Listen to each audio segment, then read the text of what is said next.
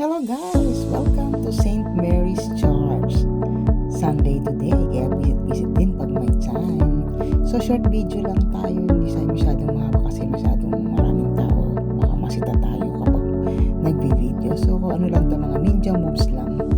Just for you to share how the St. Mary's Church look like. Ito after ng misa, yan na. Alam mo na, not normal na kainan ng mga Filipino foods, mga namimiss nila. So, bonding with friends, ganun lang. Tapos, uwian na after nun.